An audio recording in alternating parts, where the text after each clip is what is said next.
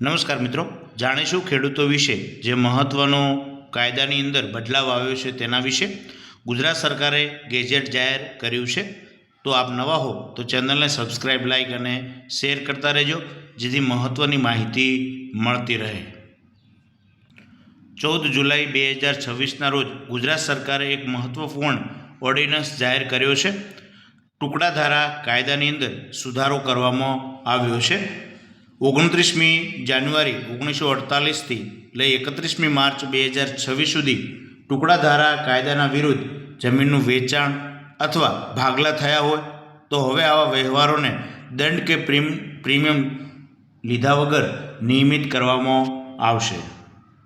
ત્યારબાદ છે આ તમામ ટુકડાઓને નિયમિત કરવા માટે સરકારે કોઈપણ પ્રકારનો દંડ કે પ્રીમિયમ ચાર્જ ન કરવાનો મોટો નિર્ણય લીધો છે. આ કાયદાના ભંગ બદલ ડેપ્યુટી કલેક્ટર કે અન્ય મહેસૂલી સત્તાધિકારી સમક્ષ ચાલી રહેલા તમામ પડતર કેસો અને કાર્યવાહીઓ તાત્કાલિક અસરથી રદ ગણાશે. કલમ 5માં સુધારો કરીને સરકારને સત્તા આપવામાં આવી છે કે તે સમય અને વિસ્તારની જરૂરિયાત મુજબ ગેજેટમાં નોટિફિકેશન બહાર પાડીને કોઈપણ જમીન માટેનો લઘુત્તમ વિસ્તાર નક્કી કરી શકશે.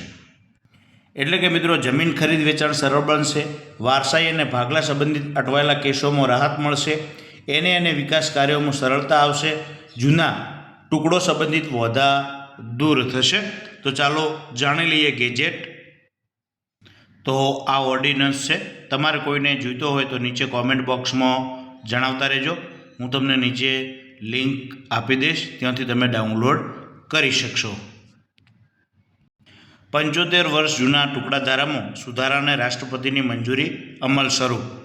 અહીં કાર્યક્ષેત્રનું ન્યૂઝપેપરની અંદર લખેલું છે, 10 ગુઠાથી વધુ ક્ષેત્રફળનો ટુકડો જમીન હશે તો દંડ વગર વેચાણ નિયમિત કરાશે. પેનલ્ટી કે પ્રીમિયમ વગર વેચાણ માટે રાજ્યમાં એક સૂત્રતા જાળવવા આદેશ. આ વટહુકમથી શું અડચણો? ટુકડો જાહેર થવાથી 7/12માં ટુકડો અથવા કલમ 7 મુજબ પ્રતિબંધિત તેવી નોંધ બંધ થશે. વારસાઈ કે ભાગલા સરળતાથી થઈ શકશે. પારિવારિક વિવાદોથી મહેસૂલી કેસો અટકશે.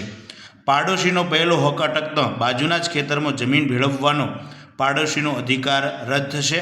શહેરી ક્ષેત્રો અને તેની નજીકના એરિયામાં ટુકડામાં ખેતી કે વિકાસલક્ષી ઉપયોગ કરી શકાશે. કાયદો હોવાથી વેચાણ દસ્તાવેજ કે રેકોર્ડમાં નોંધ થતી નથી, એથી દસ્તાવેજ રદ થતાં અટકશે. તો અહીં બીજું પણ લખેલું છે કે આગામી ચોમાસું સત્રમાં સરકાર વિધાનસભામાં કાયદો સુધારા વિધેયક રજૂ કરીને બહાલી મેળવશે. તો આ સમાચાર હતા. આપને ઉપયોગી લાગ્યા નીચે કોમેન્ટ બોક્સમાં જણાવતા રહેજો. Thank you. આભાર.